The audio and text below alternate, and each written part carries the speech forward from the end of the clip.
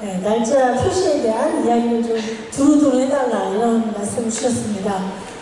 그래서 이 소비기한에 대한 이야기를 하면서 전체적으로 우리나라 식품 그 날짜 표시의 어떤 제도가 어떻게 바뀌었고 또 소비기한이 도입되면서 어떤 의미가 있는지 하는 내용을 좀 중심으로 준비를 좀 해봤습니다. 제가 오늘 발표할 내용은 첫 번째 우리나라 식품 표시 그 식품 날짜 표시 제도가 처음 시작된 그때부터 해서 변천사를 한번 좀 훑어보고요. 그리고 식품 기한 표시에 대해서 소비자들이 그럼 어떻게 인식해 왔는지 하는 거에 대한 이야기 좀 나눠드리고 그 다음에 소비 기한을 도입하게 된 배경 이런 얘기 그 다음에 해외에서는 어떻게 하고 있을까 그리고 또 소비 기한 표시 제도가 좀 성공적으로 도착하려면 우리가 핵심적으로 무엇을 가장 중요하게 봐야 될까라고 하는 내용을 좀 준비를 해봤습니다.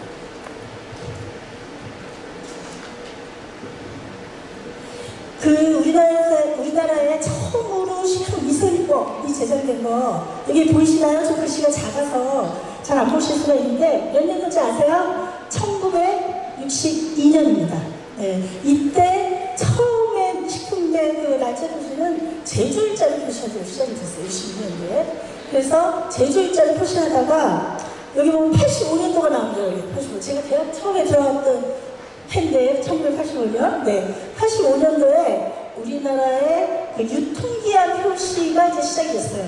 근데 이때는 권장 유통기한이라고 해서 제품별로 일정한 날짜를 정해가지고 이거는 이 날짜를 해라, 저 날짜를 해라 이렇게 정해져 있었습니다.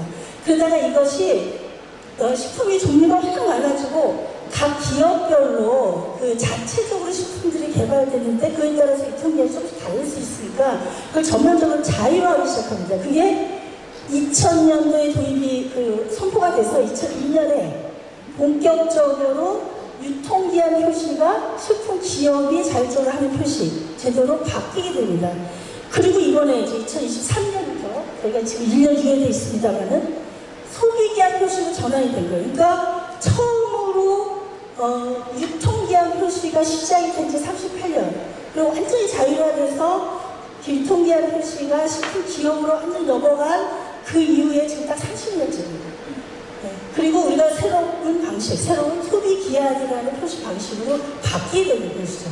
그러니까 지난 30년 동안 유통기한 표시를 해오다가 바뀌게 되기 때문에 사실 역사적으로는 굉장히 의미가 크고 그리고 그렇게 날짜 표시를 바꾸게 된 여러 가지 배경이라든가 또 그 과정이 소비자 운동이 함께 참여해서 만들어진 결과입니다.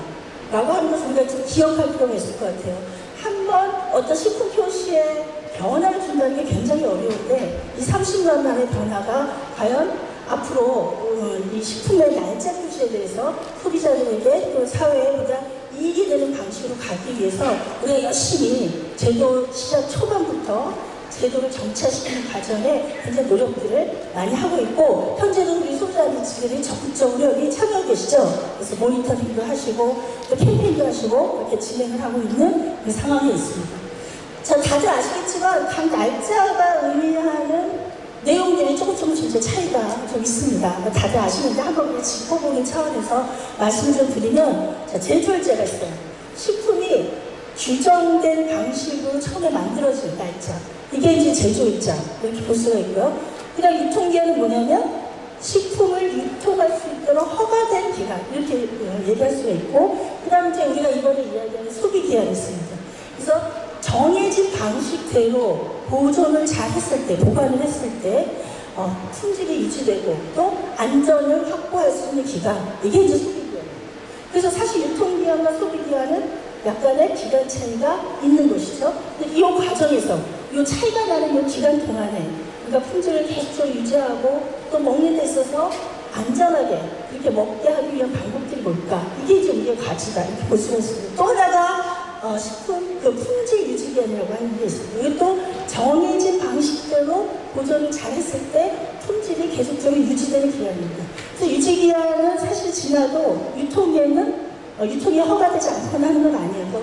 아주 좋은 품질을 계속적으로 유지될 수 있는 일정한 기간 이렇게 되었습니다. 그래서 현재는 제조일자를 병행해서 표시하는 경우도 있고 지금 현재 우리가 유통기한을 소비기한으로 전환을 하고, 그리고 소비기한 표시와 또 품질 유지기한 표시가 같이 병행돼서 가기도 하고, 다양한 방식으로 표시를 하는데, 어쨌든 유통기한의 표시 방식이 소비기한으로 바뀌는, 가장 핵심적인 이번에 우리가 소비기한을 도입하면서 변화하는 차이다, 이렇게 볼 수가 있습니다. 자, 그럼 이렇게 되기까지 소비자들이 과연 어떤 인식을 하고 있을지, 이게 지금 우리 소비자재 협의회에서 국민소통단을 통해서 조사했던 결과입니다. 여기 보면은 우리가 30년 이상이나 처음 시작된 그 권장 유통기한부터 시작하면은 38년이라는 기간인데, 그렇게 오랫동안 유통기한이라고 하는 기한 표시했음에도 불구하고 소비자들이 유통기한에 대해서 명확하게 이해를 잘 못한다는 것이 이번 설문조사에서 보여져요. 예를 들면 유통기한 지나도 식품을 먹습니까? 라고 하는 질문에서 61.4%는 안 먹는다. 왜 안 먹냐? 유통기한이 지나면 안전에 문제가 생기고 식중독 같은 게 발생할 수 있다. 이렇게 답변을 하고 있는 거예요. 이게 맞습니까? 아니죠. 왜냐하면 유통기한과 소비기한, 폐기를 해야 되는 안전의 품질의 변화가 생기기 시작하는 기간까지는 넉넉한 기간이 남아있는데도 불구하고 우리가 유통기한 지나면 무조건 폐기해야 되는 음식이라고 생각하는 거예요. 이 기간 차이 때문에 오해가 계속적으로 생겨난 거예요. 그래서 30년 이상 그렇게 표시했는데도 여전히 60.6% 되는 소비자들이 잘못된 인식을 하고 있는 것이 우리 설문조사에서도 나타나고 있습니다. 보다 더 명확하게 어느 시점까지 먹을 수 있는가라고 하는 것에 대해서 소비자들이 이해할 수 있도록 하는 표시 방식을 도입할 필요가 있다라고 하는 것들을 우리가 판단해 볼 수가 있었던 것이죠. 그 다음에 보면, 자, 그러면 유통기한을 어느 정도 이해하느냐, 소비기한을 어느 정도 이해하느냐 보면은 사실은 유통기한을 그렇게 오랜 기간 동안 우리가 표시를 해왔고, 소비기한을 이제 시작하는 것에도 불구하고 정확한 이해의 비율을 놓고 보면, 유통기한 같은 경우에는, 유통이 허가된 기한, 이게 좀 바뀐 것 같아요. 네? 지금 설명에서 정확하게 이해하고 있는 게 44.7% 정도인데, 사실 소비기한을 정확하게 이해하고 있는 것은 오히려 더 많아요. 숫자가. 지금 보니까 52.1% 정도 됩니다.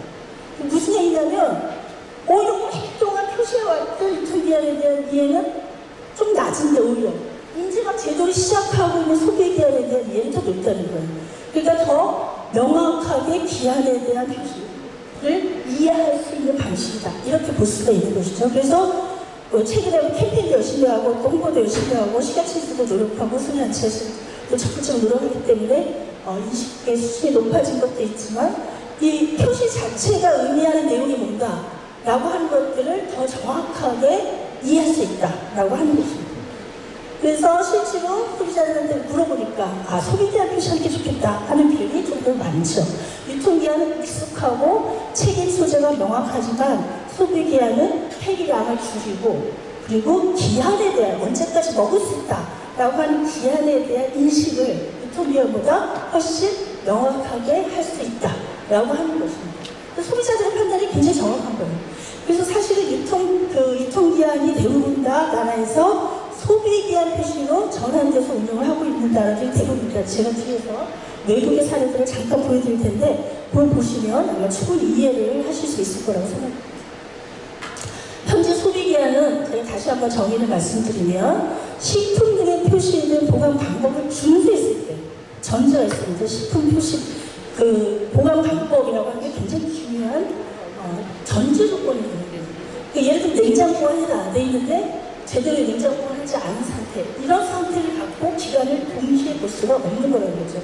그래서 보존 방법, 보관 방법, 이게 굉장히 중요한 기간 표시에서, 그래서 식품에 표시된 보관 방법을 준수했을 경우에 섭취에도 안전에 문제가 없는 그런 기한이다. 이게 바로 소비기한의 명확한 정의입니다. 그러니까 이 기간까지는 소비자들이 먹어도 괜찮은데, 전제조건이 뭐예요? 보관 방법을 표시된 방법대로 정확하게 준수해야 된다라고 하는 것입니다. 그래서 소비자들이 그냥 아무렇게나 막 보관했다가 그냥 기간만 맞추면 되는, 그동안 유통기한은 그 보관의 방식, 그 기간 동안의 보관을 유통업체들이 한 거죠. 그리고 그 이후에는 소비자들이 집에 와서 보관을 했는데, 그러니까 기간이 들쑥날쑥하고, 또 어떤 경우는 유통기한이 임박해서 얼마 안 됐는데도 먹지 못하는 상태가 되기도 하고 이게 달랐는데 소비기한은 그 기간은 명확하게 소비자들이 보존의 방식을, 보관의 방식을 명확하게 해야 된다라고 하는 책임 부분이 더 강조되는 것이다. 이렇게 볼 수가 있습니다. 그래서 소비자 중심으로 소비자가 어떻게 보관하고 또 어떤 기간까지 먹을 수 있는지 어느 시점에서는 폐기해야 되는지 하는 것들을 명확하게 인지할 수 있도록 해주는 소비자 중심의 제도라면 그동안 우리가 유지했던 유통기한이라고 하는 것은 유통이 허가되어 있는 기간입니다. 그래서 사실 이게 공급자, 유통업자들을 중심에 놓고 하는 제도를 운영해 오는 것이죠. 근데 유통기한의 장점은 뭐냐? 책임 소지를 명확하게 할 수가 있는 장점이 있어요. 유통하는 업체들에 대한 관리라든가 이런 거 할 때는 굉장히 유용한데 소비자들이 그 섭취하는 그 기간에 넘어왔을 때는 이 불명확한 관리 문제가 있는 거죠. 그래서 중심을 영업자 중심에서 소비자 중심으로 바꿨다. 이렇게 보시면 정확하게 이해가 되시지 않을까 합니다. 앞으로 소비기한이 완전히 우리 사회에 정착될 때까지는 우리가 유통기한을 30년 넘게 계속 유지하는데도 여전히 혼돈이 있는 것처럼 소비기한이 완전히 우리 사회에 정착되고 안전하게 식품 섭취를 하게 될 때까지는 아마 이런 다양한 정보를 계속적으로 제공하는 소비자 운동이 지속적으로 이루어져야 될 것 같고요. 또 표시 방식에 대해서도 우리가 좀 볼 필요가 있는데요. 그 전에 이제 도입 배경에 대해서 지금 정리를 좀 했네요. 도입 배경에서 가장 큰 것은 사실 폐기의 문제입니다. 그래서 실제로 유통기한이 지나서 소비기한까지 일정한 기한이 남아있고 그때는 섭취해도 아무 문제가 없는데 근데도 그냥 폐기되는 아까 보니까 안 먹는다. 아예 유통기한이 지난 걸 아예 먹지 않는다는 20%가 넘었으니까 그냥 폐기되는 식품이 굉장히 많았습니다. 그래서 가정이라든가 소형 음식점에서 폐기되는 그 음식물 쓰레기 폐기량이 전체 우리나라 폐기량의 70%를 넘게 차지하고 있다는 거죠. 그래서 대부분의 나라는 이 폐기량을 줄이기 위해서 기한 표시를 바꿔가고 있는 추세에 있다라고 하는 것이고 우리도 같은 배경에서 사실 처음 논의가 시작된 지는 제 기억에 거의 한 15년이 넘은 것 같아요.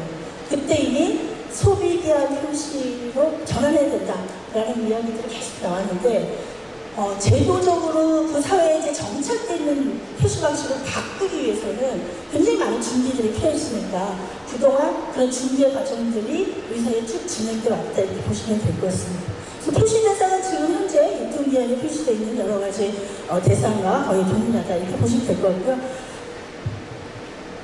그 다음에 여기 보면 이제 표시 방법이 있습니다. 그래서 지금 유통기한 표시가 몇 년, 몇 월, 며칠까지 이렇게 표시되어 있잖아요. 그래서 동일한 방식으로 표시하게 되어 있고, 제조 일자부터 표시할 경우에는 제조 일자부터 뭐 며칠까지 이렇게 표시하게 되어 있고, 그 다음에 보면은 최근에 식품에서 전면에 날짜 표시가 안 돼 있고, 후면에 어딘가 있다든지 다른 곳에 표시되어 있는 경우가 있습니다. 그러면 그 표시가 어디에 있다라는 것을 안내하도록 되어 있는데요. 동일한 방식으로 이렇게 적용하도록 되어 있습니다. 그래서 현재 소비기한 표시 또는 그 기한 표시에 대해서 국내 제품들이 이제 조금씩 이제 나오고 이런 제품의 그 표시들을 보면서 소비자들이 아마 더 적극적으로 그 소비기한에 대한 이해를 앞으로 높여가지 않을까 이런 생각이 좀 듭니다. 그래서 전체적으로 이제 바뀐 내용들을 보면 현재 유통기한의 표시가 소비기한 표시로 바뀌고 그리고 또 하나 달라지는 게 뭐냐 날짜입니다. 날짜. 아까 우리가 유통기한이 설정된 기간보다 소비기한은 좀 더 긴 시간 동안 우리가 식품을 섭취할 수 있는데 안전에 아무런 문제가 없고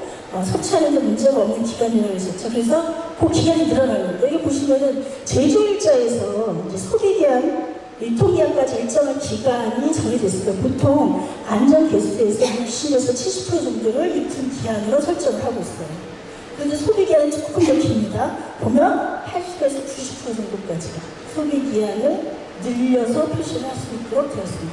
그리고 조금 더 기간을 남긴 상태에서부터는 특정한 경우에 예를 들어 또 보관 방법이 잘못된 경우에 변질되기 시작하는 그런 기간이 있는 거죠. 그래서 이 사이에 어떤 기간을 두고 이제 그 다음에는 폐기를 해야 되는 상황이 되는 것이죠. 그래서 약간씩 이제 늘어나는 겁니다. 유통기한보다 소비기한이 조금씩 늘어나는 거예요. 얼마나 늘어날까? 이게 이제 한 소비자원에서 조사를 한 건데 다들 궁금하시잖아요. 얼마나 늘어날까? 그러면 굉장히 사실 생각보다 우리가 생각한 것보다 유통기한보다 소비기한이 훨씬 더 긴 것을 볼 수가 있어요. 우유 같은 경우 볼까요? 자, 유통기한은 지금 열흘로 되어 있는데 소비기한 얼마나 됐어요? 60일로 됐어요. 2달 가까운 거예요. 그래서 우리가 우유 사다가 냉장고에 온도만 잘 지켜가지고 냉장고를 정확히 하면은 굉장히 오랜 기간 동안에 아무 문제 없이 섭취할 수 있는 수준을 유지하는 걸 우리가 볼 수가 있습니다. 그런 것들을 이제 앞으로 많이 경험하게 되는 것이죠. 엑스트라커피 같은 경우에는 유통기한이 77일로 되어 있는데 소비기한은 107일로 그렇게 늘어날 수가 있고요. 무슨 심지어 뭐 두부 같은 경우 워낙 많이 드시니까 14일 정도밖에 안 되는데 유통기한은 소비기한은 104일까지. 그리고 식빵 같은 경우는 3일 유통기한 되어 있는데 소비기한으로는 13일까지입니다. 자, 근데 여기서 가장 중요한 점수는 뭐예요? 식품에 표시되어 있는 보관 방법을 정확하게 잘 지켰을 때. 그래서 향이 굉장히 중요한 건 이 보관입니다. 어떤 온도에서 어떤 방식으로 보관할 것인가.